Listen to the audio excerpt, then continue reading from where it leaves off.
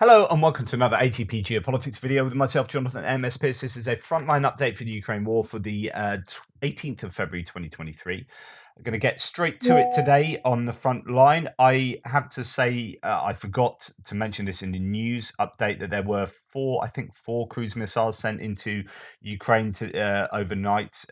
So that has happened. I'm not quite sure why you'd send so few, and yeah, I don't know what that tells you about the Russian missile stocks, so on and so forth. More to talk about in the extra this afternoon concerning that. So Kupiansk, Svatove, Kreminna, Frontline, really not a lot happening. If you look at the Deep State map has no arrows, which means there's no pressure from the Russians during this offensive, anywhere from basically Ploshchanka down here to Dvorichna up here. So Deep State map, pro-Ukrainian maps, seeming to indicate that's fairly quiet on that front. With regard to, the live UA map, which is the pro-Ukrainian, it's the General Staff's map, basically. It does say that there is shelling going across the northern border in quite a few places, but when you come and look at this area in the Kupiansk region, actually it indicates it's all kind of grey zone rather than the Russians have taken territory. However, on my map and all other maps, pretty much, you've got this going on. So the Russians have Liman Pershi and Hryani-Kivka under their control, and pressure still going on around there. Not too much detail otherwise. ISW pro Ukrainian aggregator of sources says the Ukrainian General Staff reported that Russian troops attacked near Hryani-Kivka, Sinkivka, and Stelmakivka. One Russian source claimed that Russian forces took full control over Hryani-Kivka, while the other sources stated that fighting is ongoing near the settlement and that Russian forces took control of unspecified positions in the Kupiansk area. So there is still perhaps some possibility that Hryani-Kivka isn't fully controlled by the Russians, as according to their own sources, some saying fighting near there rather than taking full control. But nonetheless, it's going to look something like that, and pushing towards Sinkivka, but still basically in Liman Pershi. And then as that source mentioned, we come further down to Stelmakivka, which is down here near Kuzymivka, that the Ukrainians are supposed to be trying to take, but it seems to be fairly quiet there the last couple of days. We do have Stelmakivka on the daily reports on a daily basis. So as attacking towards there can mean anything from somewhere down here near Jirelne to Kolomyachika to Kuzmivka, with Russia's pushing back in that general direction. It seems to be that that's the town that's mentioned. I have adapted my maps a little bit. I've just tinkered with them to show that actually the Russians have control of more sort of villages and settlements down this Kherovets River than I had previously envisaged. I think over time they've just crept back slowly. Places like Ryorodka definitely in their sphere of influence at the moment, Kolymyachika, and then coming down here, the front line seems to follow the river fairly consistently until we get near to Ploshchanka, where it sort of comes in a bit. ISW talks about this area, saying that Russian mill bloggers reported positional battles along the Balka-Zuravka Gully west of Kreminna near Yampalivka. See, that's not where I thought that gully was. I need to have a look into this because I did some research and was trying to find that gully, and I think that is up around here rather than down here. But I'll have another look into that today. And in the Serebryanska forest, one Russian mill blogger also claimed that Ukrainian forces are bracing themselves for a Russian offensive in Siversk, but really not a lot of detail. I don't know whether positional battles along the Balka Gully west of Kreminna, and whether this is actually and near Yampalivka and in the Serebianka forest. So that could be a list rather than telling me that the gully is near Yampalivka. But anyway, nonetheless, there's not an awful lot of detail coming out. Defmon has no details today. Just taking a day off. Volon, no maps. Very few from no reports, basically saying around Kreminna, both the Ukrainian and Russian sources speak of heavy artillery duels, which is positional fighting, which means no real great breakthrough or offensive. There is no breakthrough contrary to Russian claims. I believe Dubrova is Russian dominant. Last night, Ukraine repelled an attack on Bilorivka. In the Zolotorivka, Verkhonomyanska axis, Russians are getting active. Okay, let's put that into the context of my map in a second, but not before I run through the Rebar claims. Rebar are not active on Twitter at the moment. They seem to have not posted anything for 3 or 4 days, and it's all on Telegram. So, talking about sort of activity along the northern borders here in terms of artillery duels and drone attacks and whatnot. But in the Starobelsk direction, despite the absence of a change in front line, artillery and mortar duels are taking place in all areas. So it seems it is just turning into a positional sort of front line at the moment. The armed forces of Ukraine are waiting for the offensive of the armed forces of the Russian Federation. Additional defensive lines are being set up in the Kupiansk area, and artillery is being transferred. In addition, the activity of Ukrainian reconnaissance aircraft is present, so drone. In the Liman sector, units of the Ukrainian armed forces are tried to recapture their lost positions in the area of Ploshchanka. Russian troops repelled the attack. The enemy with losses retreated to their original lines. So this is to say that it looks like the Ukrainians try to punch back in Ploshchanka. So I don't know whether the offensive is stalling somewhat, whether this just means it's not really the big offensive and that is to come, or whether they're just, taking a bit of breather, things calm for a little bit. Maybe weather is getting in the way, so on and so forth. So there could be lots of reasons, but it's certainly kind of slowed down along the whole front, really, to Kreminna, although fighting in the forests and just west of Kreminna is still pretty fierce. And then Bilorivka is under a lot of pressure still. That is your key to Siversk to some degree. So as I always point out, let's get the right color. The Russians will want to attack in this direction if my pen even works. Stupid technology. So they want to attack Seversk through Bilorivka, then down from the forest, and then up through up from this direction, from the Solidar direction, up the river valley, if you like, and then possibly from Spirna sort of direction as well. So Seversk is going to be under a lot of pressure, but it is like peeling an onion. There are lots of defenses, at least to the south. There are also there's high ground here and here, here and here, so they can, the Ukrainians can attack Russian forces as they go through that lower ground and up the river valley. So it might be more advantageous for them to take it through, or to attack through the Bilorivka direction and from the forest direction. But of course, that is easier said than done. So, as the ISW says, the Ukrainians are bracing themselves for a Russian offensive in Siversk. Okay, let's move down towards Bakhmut. Now, when it comes to Bakhmut, we come further down south here, and there is the usual sort of repelled attacks everywhere. Fedorivka, Rostelivka, Praskovivka, Ivanivska.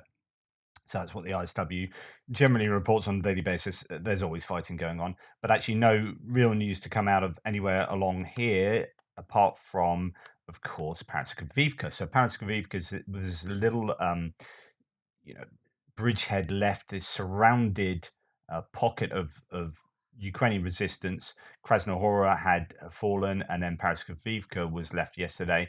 And then initially there was this geolocated bit of geolocated claim that was this one here.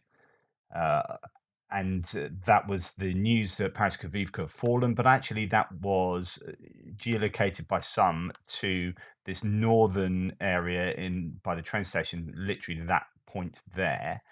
Now this here is a mine, and this mine connects to salt mine number 7.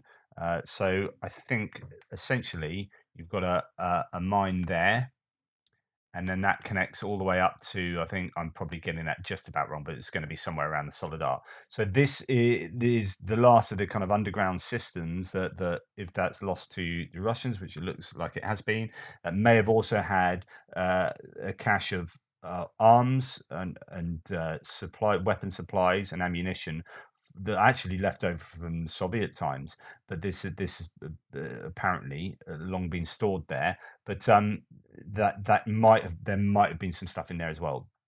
The claim is that Paraskovivka has fallen. Depends how much of that, how accurate that is, how much of it. I mean, I'm pretty sure it probably has fallen. Syriac maps here says the Ukrainians have pulled out and that Russians have taken over this area, including some area to the west of that road. So this area just here. The deep state map has slightly less ground. There's still a pocket of resistance to the east of the highway and less ground taken on the west of the highway. But it is difficult. There's not an awful lot of information coming out. The ISW says geolocated footage published on the 17th shows a Ukrainian armored fighting vehicle firing at Russian positions in northeastern Bakhmut, and shows that Russian forces have made minor advances toward Bakhmut city center. Russian mill bloggers claim that Wagner assault detachments are advancing into Paraskovivka from three sides to the on the night of February the 16th and are engaging in heavy fighting around the settlement. Well, now the claim is it's been taken. Russian mill bloggers offered conflicting claims on Wagner group positions near Ivaniska. One mill blogger claimed that the Wagner forces advanced to the outskirts of Ivaniska, whilst another claimed that the Ukrainian forces have pushed Wagner forces away from the highway. We'll get to that in a second. So the claims are that Paraskovivka, and that's a geolocated sort of photo of that place in Paraskovivka. But yeah, the claims are that it has fallen. If we go to look at No Report says south and southwest of Bakhmut, the situation is stable, and the enemy has drifted quite far from the highway. But doesn't mention anything about the north. Then very little indeed about the front lines from No Reports in general. So there are these claims, and I think they probably are accurate, that that Ukraine has relinquished Paraskovivka. But as we come out of there and pop down, there's not too much detail about the rest of Bakhmut surrounding it, just the sort of claims of fierce fighting as ever.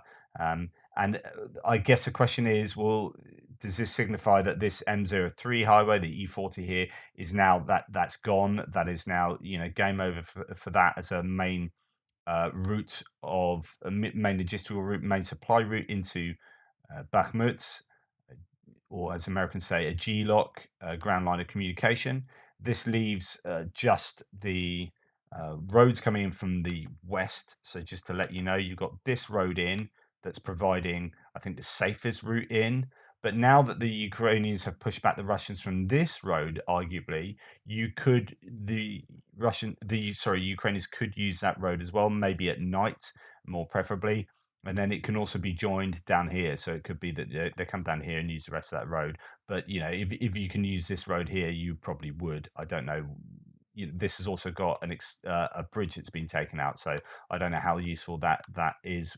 That road is now somewhat freer than it was. But yeah, the claims are that the Ukrainians have pushed the Russians back from the road going through Ivaniska. If we look at the deep state map, we have same sort of situation signified here.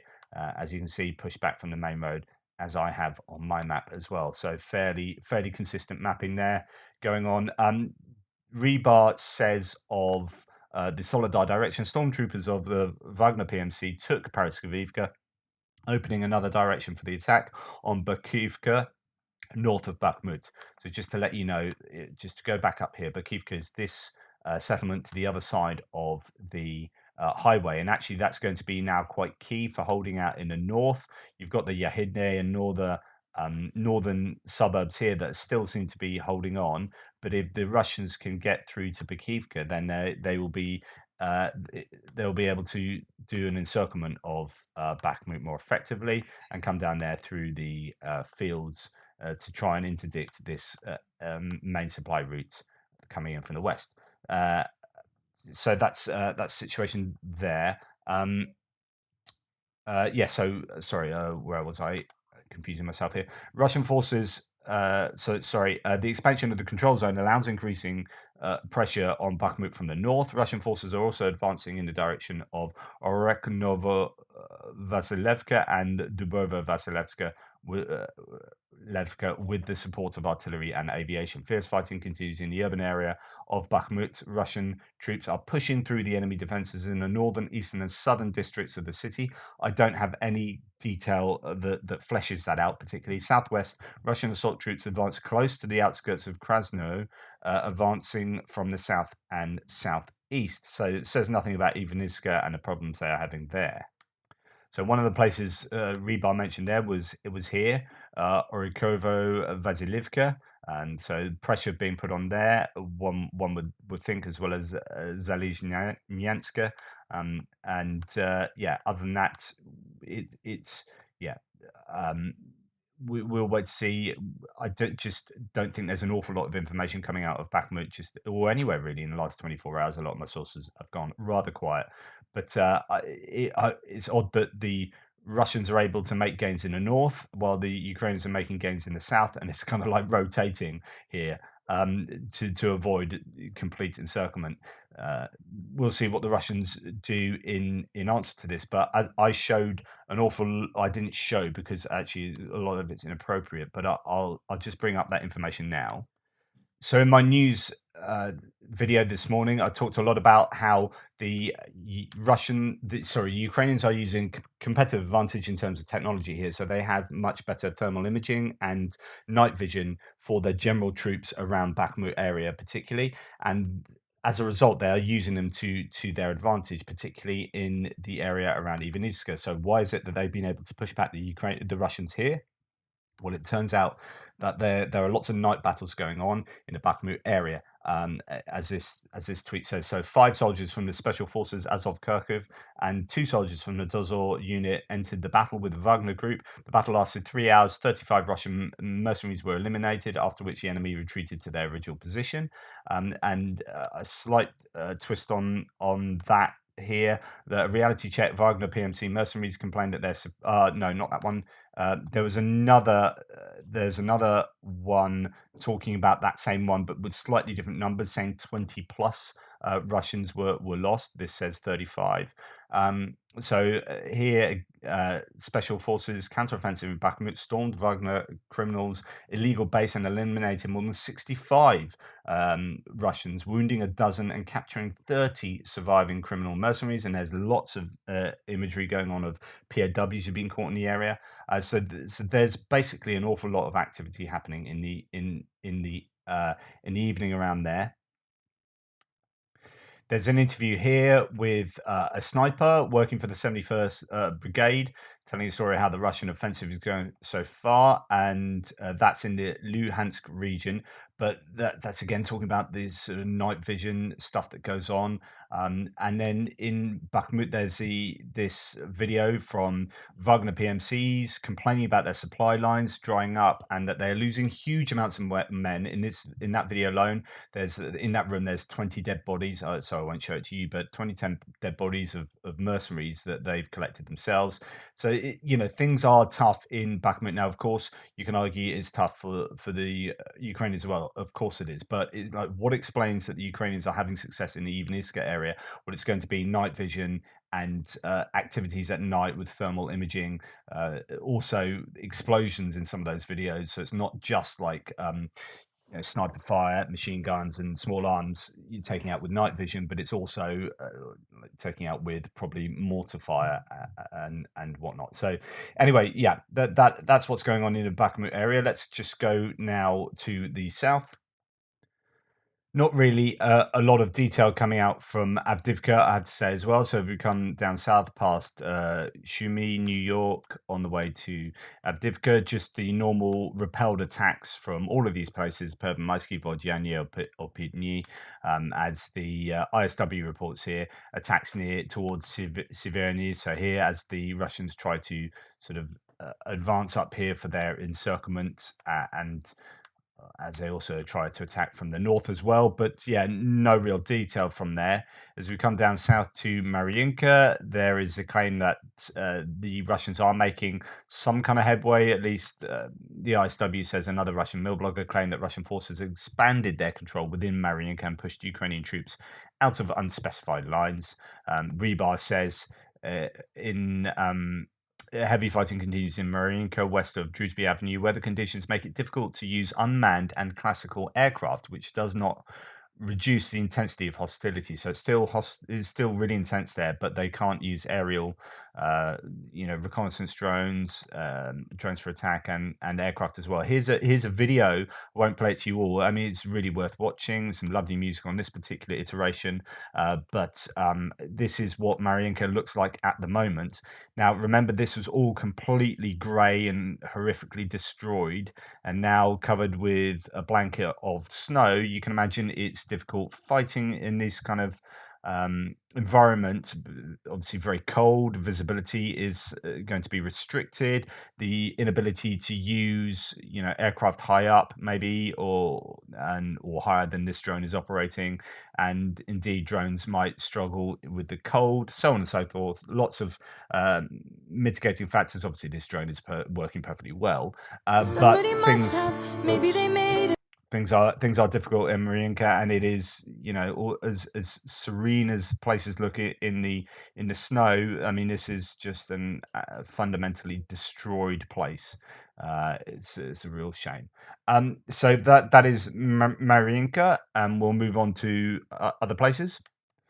But obviously, to say that that it may be that the Russians have consolidated progress that they made to the north and inching forward in the south as well for their attempt to encircle Marinka. The problem, one thing I will say, the problem with trying to encircle Marinka is, of course, this big water feature there. So if they did try and come in from the north, they would struggle there. So the south is going to be, Pobjeda down here, and then through the southern suburbs might be their better bet. But yes, as we come further down south, we have Vuhledar, where there's no information from Rebar. We come past Nova Merkalivka to Vuhledar and Mikilska and Pavlivka. And as the ISW states, there's just sort of repelled attacks around here, repelled attacks around Prechestivka, and again, as we go to the west, Novosilka. So again, pretty much the same news as yesterday, which is not a lot of news coming out of Vuhledar, although there is some activity there. Let's go on and look at the rest of Zaporizhia and Kherson. So there have been routine sort of artillery duels going along this front line, but there is some interesting claims in the ISW with regard to the sort of around the nuclear power station. Let's just read what it has to say. So Russian and Ukrainian military activity near Novokukhovka. So we'll go on to nuclear power station in a second. So Novokukhovka, just to let you know, is to do with the dam that allows that nuclear power station to have a reservoir to cool itself. And this dam down in Novokukhovka, which is where the fresh water is channeled from down to Crimea. So that's really super important around there. So at Novokukhovka, footage indicates that Russian forces are likely deployed to positions close to the bank of the Dnipro River. Geolocated footage published on 17th shows forces striking a Russian tank under a bridge near the Kukovka hydroelectric power station. Actually, it's not the nuclear one, it's a hydroelectric. A Russian mill blogger amplified footage on the 17th showing Russian forces launching an anti-tank guided missile from a position at the Novokukhovka hydroelectric power station and striking reported Ukrainian positions in Vesely on the west bank of the Dnipro River. So we go to Novokukhovka. Here we go. So as we zoom in, there's Vesely is just here. Yeah, just across there. So there's activity going, sort of from the dam to the west side of the bank. Yes, so there you go. So anti-tank guided missile being shot from the dam, striking reported Ukrainian positions on an unspecified date. So interesting stuff there. And then we come here. Ukrainian forces continue to strike Russian logistics on the east bank in Kherson Oblast. Ukraine's Southern Operational Command reported that Ukrainian forces conducted airstrikes on Russian military concentration areas in Holospistan and Pischevnivk and destroyed 5 ammunition depots and an observation post in Kherson Oblast, some of which were on islands close to the east bank of the Dnipro River. So Holopristan, if we come out of here, we come further down the river, we get to Holopristan, which is here. Now, I've talked about how the Ukrainians have hit air defense systems all around this area, and I was supposing yesterday that, hypothesizing, you might start seeing more air activity from the Ukrainians because they appear to be methodically taking out air defense systems in the whole of the Kherson Oblast area and possibly coming down into Crimea. Uh, I don't know if that's the case, whether they're trying to just push back their ability to operate, so that if they're taking out sort of things around this area and dotted around, the Kherson Oblast, whether you might start seeing activity from their air force operating closer or maybe even over the Russian lines because they feel they have a bit more security to do so. So then it's interesting when you see like explicit mention of the Ukrainian Air Force hitting targets in this area, so hitting targets in Holopristan and around there. I don't know whether that's just me joining the dots incorrectly, but it does seem interesting that we are starting to hear of Ukrainian air forces making those strikes. Anyway, that's what I have to say on the front line for the 18th of February. Please like, subscribe, and share. Thanks so much for your support. And hopefully I'll have time. It's Saturday, so it's a bit funky to do Ukraine War Update extra video later. I hope so, because I've got so much to speak about as ever. Anyway, thanks so much for being part of this. Take care. Speak soon.